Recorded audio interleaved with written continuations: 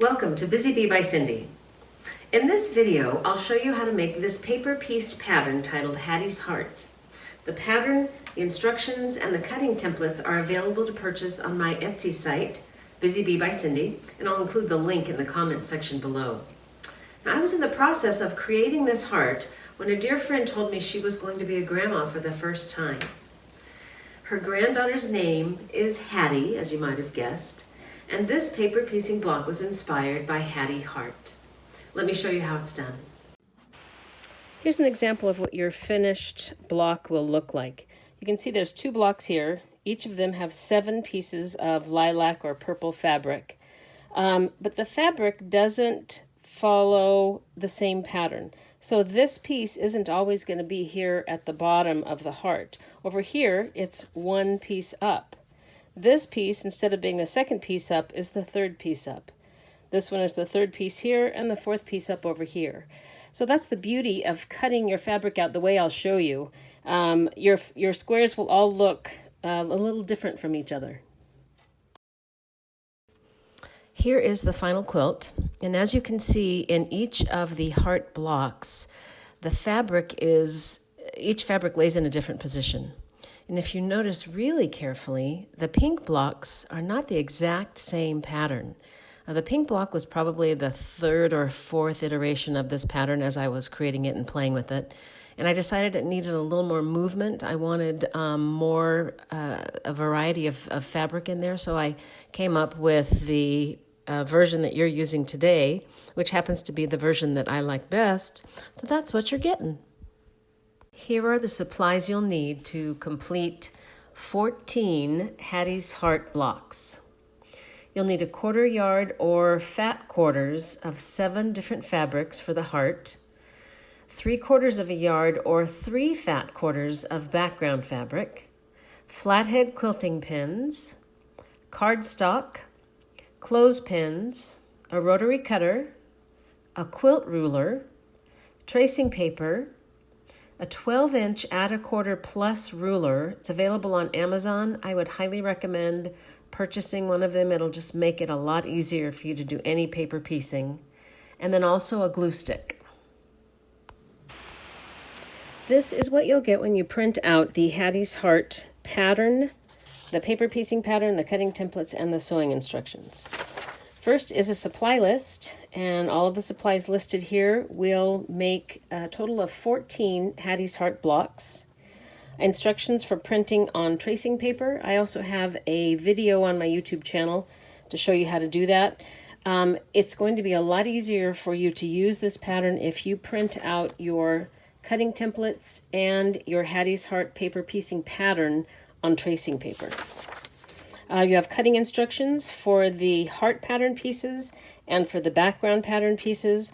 I have it laid out for you so that you'll cut everything out in one fell swoop. It cuts out really quickly. And then step-by-step instructions with pictures, because I'm a visual learner also, to show you exactly how to put the block together. This is the cutting template for your heart pattern pieces. Like I mentioned, you will print this out on tracing paper. You'll notice that it says to cut here and tape it to there. So you'll end up with a cutting template that looks about like that. You'll lay this on a stack of 7 pieces of fabric that are all cut to 8.5 by 16 inches. Once you have that laid out, you will cut this all out in one fell swoop, and all of your pieces will be ready to go for your heart. You'll do the same thing for your background pattern pieces. This requires a stack of 7 pieces of fabric, 7 inches by 9.5 inches. And then this is the Hattie's Heart paper piecing pattern. So you need to print out as many of these as you're planning to make Hattie's Heart blocks. Here are 7 pieces of fabric cut out to 8.5 by 16 inches. I'm going to make some red hearts, I think probably for a table runner for Valentine's Day. And I'm laying these out just so you can get an idea of how I chose my fabrics. I just went through my stash. This is kind of a stash buster for me. And I chose fabric that has reds or pinks or oranges or a combination thereof. This fabric has a large print. This is a small print. That's kind of large. That's a medium. That's small-ish. I considered that kind of a medium, and that's small. So I like to kind of break things up so I don't have all of my larges together, all of my smalls together, all of my mediums together. There's kind of a variety. And when you sew this together, you are going to get some of them, some of the larges may touch, some of the smalls may touch, but I think it's a nice way to spread it all out.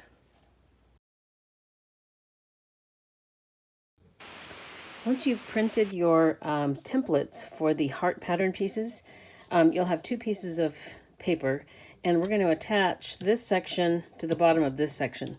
So here it says, cut along this line. So we're going to do that. And then we're going to tape this piece to the bottom of the other piece. And just in case you're wondering, these are not my fabric scissors. So I'm going to move that out of the way. Line up those two lines. And we're just going to tape it down so that our finished pattern measures 8.5 by 16 inches. And then we can stack 7 pieces of fabric that are also cut to 8.5 by 16 inches underneath this template. So this is now my cutting template for the Hattie's Heart paper piecing patterns. Here is my heart pattern piece cutting template. So these are just for the heart pieces of our block. I've cut away all the excess tracing paper around the outside. I've attached this piece to this piece. And now we are going to pin our template to the stack of fabric. So this is the stack that I showed you earlier. There are 7 pieces of fabric here. I have them laid out in the order that I showed you, but I do want to caution you. You want to make sure that all of this fabric is right side up. If you have a piece of fabric in here that's upside down, it will appear upside down in your heart. So let's pin this down. I'm going to pin it so that each piece, and you can see that every piece is outlined and there's a corresponding letter. There is also a number of cutting lines. You can see, I don't know how well you can see that, there's cut line 1. There are a number of cutting lines. So you want to tape everything down, make sure every piece is taped down, but do not put your pin across that cutting line. I will finish pinning and I'll be right back. Okay, now we will commence to cutting. The thing that I like about this pattern, and I designed it this way so it makes it really easy for you to cut everything out, and it's fairly quick. Once we finish cutting on all of the cut lines, we will have cut out enough fabric to make 7 Hattie's Heart squares. So I think it's pretty quick and easy to do.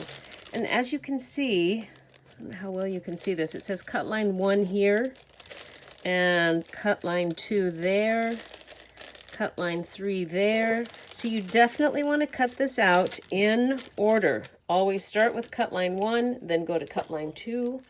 And this is why we're using flathead pins. I'm going to lay my ruler right along that cut line. And if I were using pins with a round head, I couldn't lay my ruler flat and hold it flat while I made this cut. So let's start off by cutting along cut line 1. And I'm cutting through all 7 layers of fabric at one time. Now I'm going to cut line 2.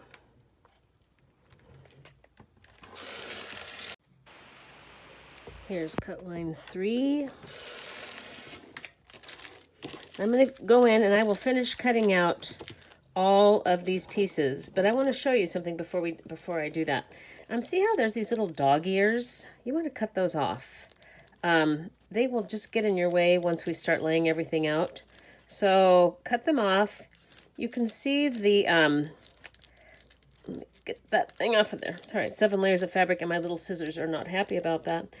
You can see the dotted line here. That's kind of the outside edge of the cut that we want. And the inner line there is actually the actual size of the pattern. So this becomes the sew line once we get it to our paper piecing pattern. So let me finish cutting everything out and then I'll show you how we lay it out. I've cut out all of my pieces for the heart, and I have clipped them together with a clothespin. So they are clipped with a clothespin, the corresponding letter. I just did that because I get, a little loony about things like that. You don't have to put a letter on your clothespins. I liked it that way. And I just wanted to show you, this is the scrap fabric that we have left over after cutting out enough of the red for 7 of the blocks. So keep that. If you do any confetti quilting, you can cut that up. Or if you do any crumb quilting, some of these larger pieces can come in handy for that. So keep that. Now, the next thing we're going to do is to arrange our blocks so that they're not all in the exact same order. We're going to keep the stack of B fabric just like it is. So the B piece stays like it is. We're going to go in alphabetical order. So I'm going to start with B. We're going to come down to D. And for our D stack, we're going to move the top piece to the bottom of the stack. Put the pattern piece back on there. We want to try and keep these together because if these all get separated, it's going to be very difficult to figure out which piece is which. All right, here is the E stack. The E stack, I'm going to move piece 1 and piece 2 to the back. And we will continue to do that for the rest of these. For piece F, I'm going to move the first 3 pieces, 1, 2, 3, to the back. And I'm going to clip that back together so we don't lose our F's. For piece G, I'm going to move the first 4 pieces to the back. 1, 2, 3, 4. All right, and you have probably already guessed this. For piece H, I'm going to move pieces 1 through 5 to the back. There's 1, 2, 3, 4, 5 to the back. Whoops, did I count that right? 1, 2, 3, 4, 5. I did not count that right, so move those to the back. And for piece I, basically everything goes to the back, and this piece becomes piece 1. So the reason we did that is every heart that you make will have one of the 7 pieces of fabric in the heart. So you're not duplicating any pieces every time you make your heart. Let's get started. This is the cutting template for the background pieces, and I've cut away all of the excess tracing paper around the outside of here. And I want to show you how you can lay this out on 1 fat quarter.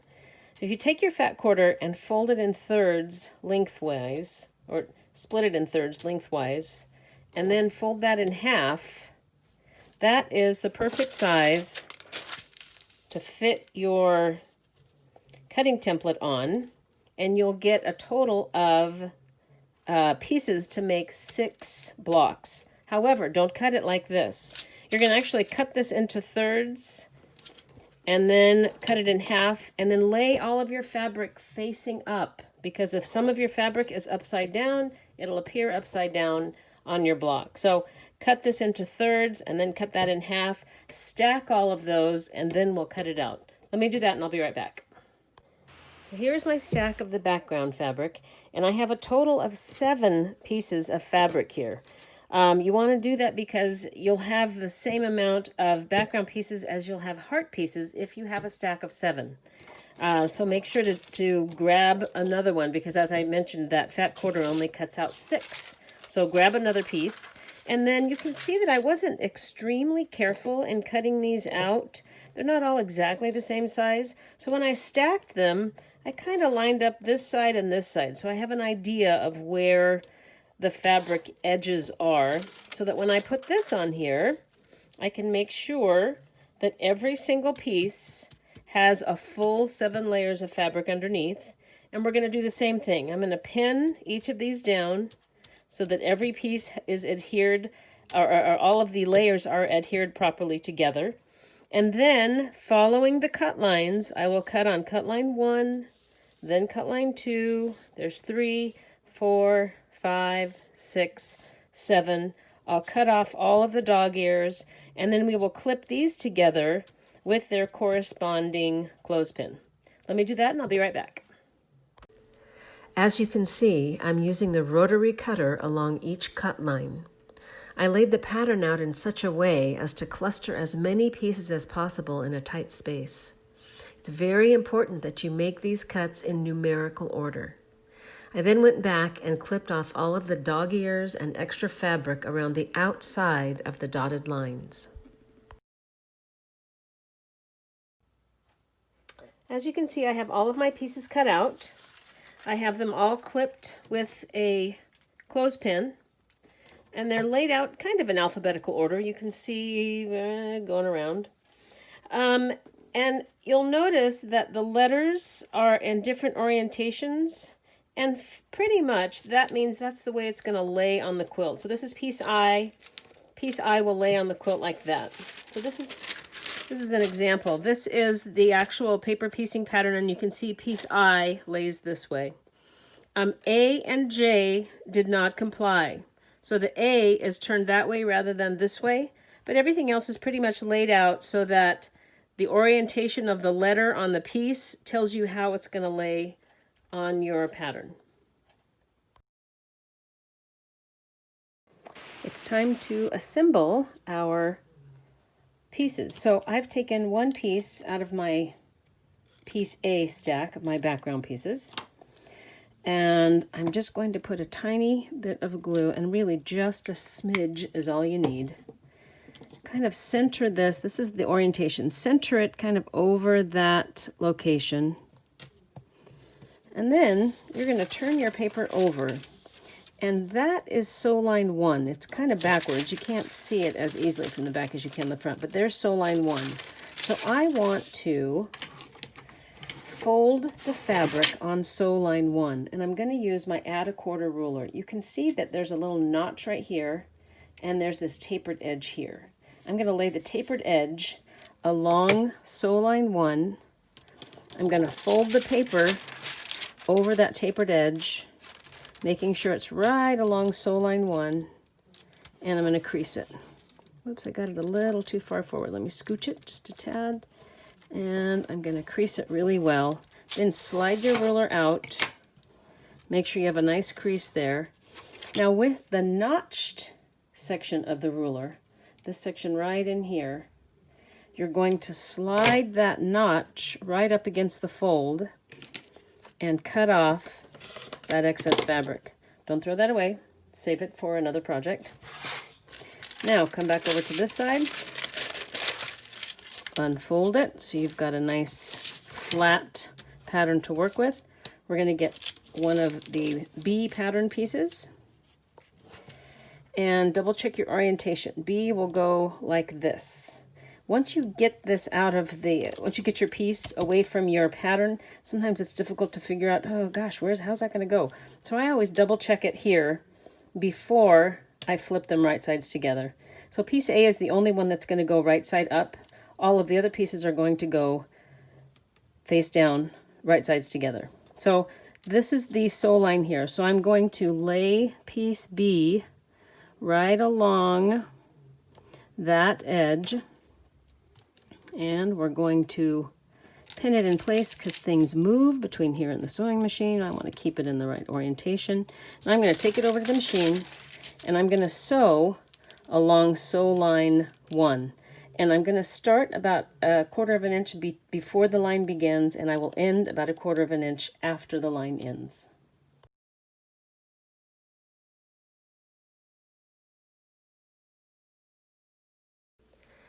Flip, fold, trim, position, sew and iron. Okay, so we've sewn piece A to piece B along sew line 1. While this was in that position, I set the seam and then opened it up and ironed it flat. So now you need to turn your pattern over we're going along sew line 2. You want to line up your add a quarter ruler again with this tapered end, the tapered end along sew line 2. You're going to fold your paper pattern over along sew line 2, crease it well, pull the add a quarter ruler out, make sure you've got a nice firm crease, and then slide your add a quarter ruler right up against that fold. Cut off the excess pattern, excess fabric, save that piece. Now we're going to open this back up, right side up, grab a piece C from my piece C stash, and I want to get it oriented the right way. You can get this turned the wrong way really easily if you're flipping things around. So that is the way piece C goes. I'm going to flip it over, right sides together after I get it oriented, and I'm going to line it up. I know that that's the outside edge that I'm going to be concerned with, and then this is the line where I'm going to line this up. So I want to make sure that I've got fabric on that side of that line, fabric on this side of that line, and that this fabric is lined up right against there. Give it a pin to hold it in place. Then we'll take it back to the sewing machine and sew along sew line 2, again starting here about 1/4 of an inch before the sew line and ending 1/4 of an inch after the sew line. Flip, fold, trim, position, sew and iron.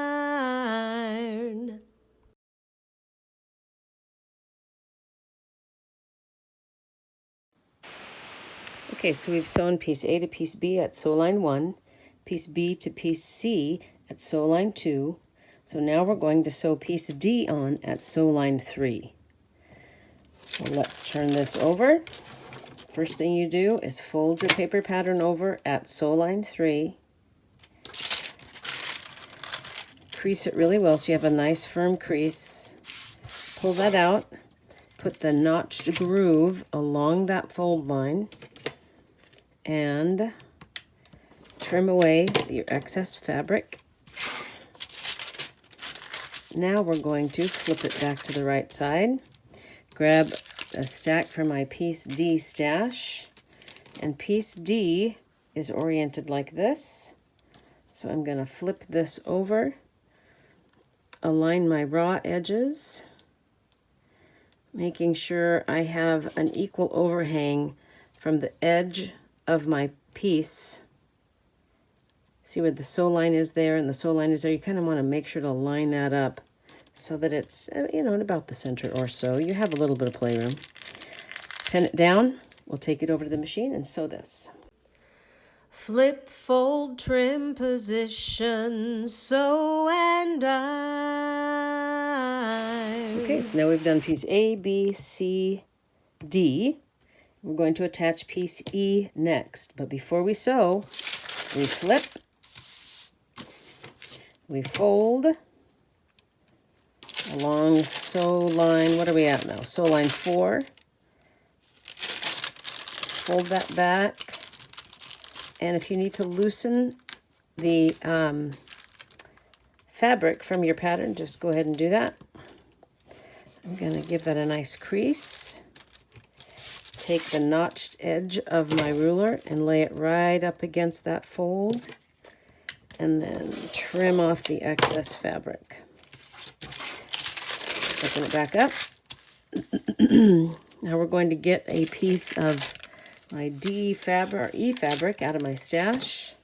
And the E fabric goes like this. Just kind of get your orientation right. Then flip right sides together, right along that sew line. You want to make sure you've got yourself 1/4 of an inch up here at the top. You don't want to line those up exactly, because when you flip that over, you'll end up with your fabric right there. That's not what we want. You want your fabric to be over that line. So make sure to bring your fabric up to that sew line. Line up along that edge.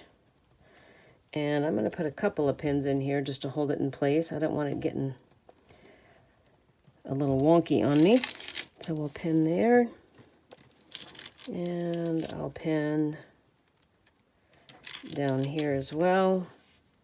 We'll take it over to the machine, and we will stitch along sew line 4. Flip, fold, trim, position, sew and iron. Okay, so we've done piece A, B, C, D, E. First thing you do when you get back here, look at your next sew line. I'm at sew line 5. Flip your paper pattern over. Along sew line 5, place your add a quarter ruler, flat side down, the tapered edge against your sew line. Fold your paper pattern over so you have a nice groove. You have to pull this away, go right ahead. It's okay if you tear the paper pattern a little bit. It's not going to hurt anything. Crease that seam really snugly so you have a nice seam there. And then slide your add a quarter ruler with the notched groove up along the fold line and trim away that excess fabric. All right, now we're ready to add piece F along sew line 5. So let me grab piece F. I'm just going to double check my orientation, make sure I don't have it upside down. It's kind of hard to tell sometimes on some of these pieces, so that's the proper orientation. So I'm going to lay right sides together, making sure that I have a little bit of an overlap on either end of my fabric so that you don't sew it too close to your sew line for that next section. I'm going to pin it down, take it over to the machine. Flip, fold, trim, position, sew and iron. Okay, so we've sewn on piece F. We're ready for piece G. We're going to sew along sew line 6. Get ready for piece G. That's the first thing you do. Flip it over. Line up the flat edge or the tapered edge of your ruler along that next sew line. Fold the paper over, crease it well. And now put the notched groove of your ruler along that folded edge. Cut away that excess fabric. And we're ready to put piece G in place. Let me grab piece G out of my G stash. I'm going to double check my orientation, make sure I have that proper. Then I'm going to lay these right sides together, making sure I have a 1/4 of an inch at least at the end of each of these lines. This one can be a little tricky because the end of the sew line is actually up here. So you want to make sure that your piece is at least a 1/4 of an inch beyond that. Okay, you have quite a bit of wiggle room in these pieces. I had you cut them large enough so that you have some room to play. If you don't have it lined up exactly, it's forgiving. All right, there we go. We've pinned that on. Let's take it over to the machine. Flip, fold, trim, position, sew and iron. All right, so we've done A, B, C, D, E, F, G. We're ready for piece H. First thing you do is flip your paper pattern over. Line up your ruler along the next sew line, which is sew line 7. Fold your paper pattern over so that you've lined it up exactly on that sew line. Crease it well, and then put your add a 1/4 notched groove along that folded line, that folded pattern. Get rid of that piece, and we're ready to add piece H. I'm going to come over here to my piece H stack. Double check the alignment. It goes like that. It does not go like that. It does not go like that. It goes like that. So right sides together. Pin it in place, and then we will take it over to the machine and sew along that sew line.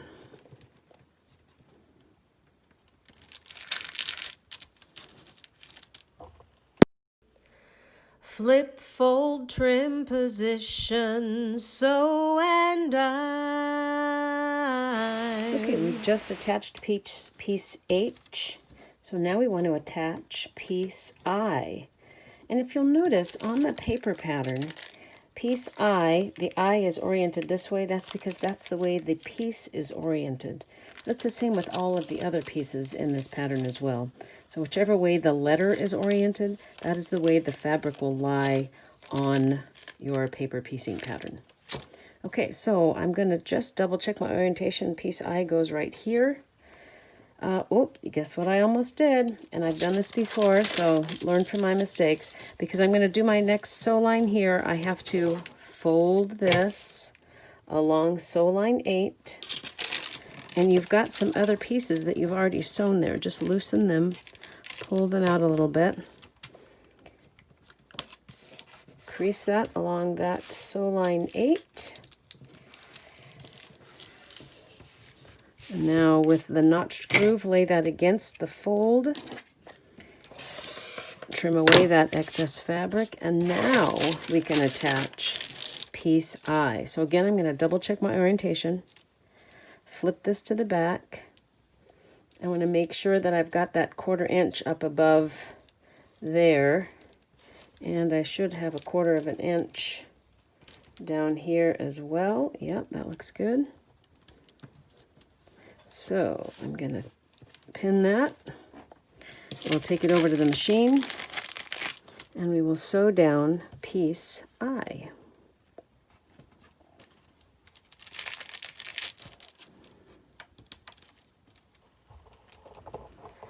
Flip, fold, trim, position, sew and iron. Okay, so we've attached piece H and piece I. Now it's time for piece J. So the first thing you're going to do is flip your paper pattern over. Lay your add a 1/4 ruler with the tapered edge along sew line 9. Give that a nice crease. Now tuck the notched grooved edge right along your fold. Flip it over. Grab one of the pieces from piece J. I'm just going to double check my orientation. That looks good. I'm going to line up piece J right there. We're going to pin it and then take it over to the sewing machine. Flip, fold, trim, position, sew and All right, so we've attached piece J. Now it's time for piece K. K is down here in this corner, so the first thing you do is flip your pattern over. Lay your add a 1/4 ruler along sew line 10. Fold your paper pattern over. Loosen those seams if you need to. Just tear them away from the paper piecing pattern. And give yourself a nice crease. And then lay the notched groove along that creased paper. Cut away your excess fabric. And you're ready to bring in piece K. Now let me just show you one thing about piece K. Some of these I cut off the tab and some of them I didn't. So I'm going to cut that little tab off because if you've got that extra fabric sticking out on this corner, you might get a little confused in lining up your pattern. I'll show you how that works. So let me grab one of my piece K pieces. Piece K goes right here. Okay, it lines up just like that. If I hadn't cut those tabs off, it might be difficult to really tell where to line this up. So make sure to cut the little tabs off. It'll just make your life a little bit easier. So that's the correct orientation. I'm going to lay these right sides together. Pin it down. And then we'll go over and stitch on sew line 10. And then only one more sew line to go before this is finished. Alrighty. Flip, fold, trim, position, sew and iron. Alright, we'd sewn piece K along sew line 10. Now it's time for piece L along sew line 11. And I know that looks like I've messed up there, but you have enough wiggle room that if you're close, it's okay. That's still within the boundaries of where this sew line will go. So we're okay with that. I'm going to grab piece K, or piece L, sorry about that. I'm going to just double check my orientation. Yes, that is the way it goes. So flip them. Whoops, did it again. Before I do that, I have to trim.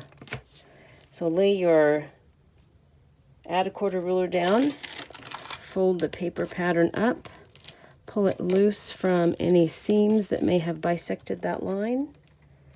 Give it a nice crease.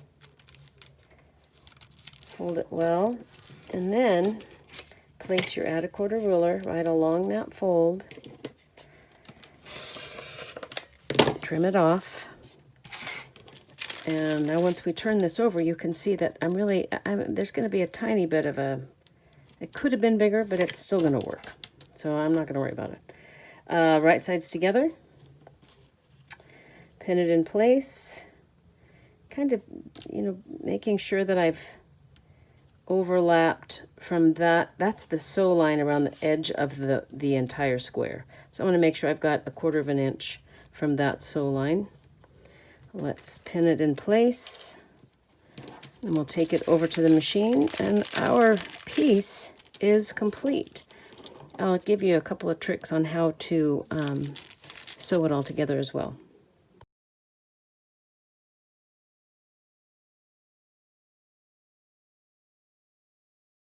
All right, here's your completed piece, your completed square. You may be looking at that thinking, well, that doesn't look so hot. Well, you have a point there. But if you turn it over to the back, you can see that this outer line is actually your stitch line. So when you're stitching this to another square, or if you're going to put some binding between it, if you're stitching it to the binding, that is your stitch line. So don't cut this away from the paper pattern until you're ready to stitch. And then I would just go along. At this point, you would use your regular ruler, not your add a quarter ruler. When you're ready to stitch everything together, line up your ruler along that line there and cut to a 1/4 of an inch. That way you have your seam allowance already built in. Okay, so you're going to sew along that line. We'll do that all the way around. You'll sew along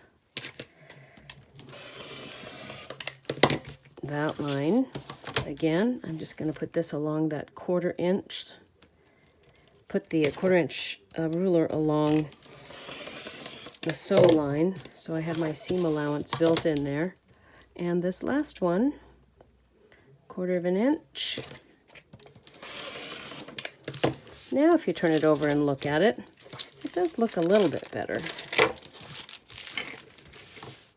There's your piece. All right.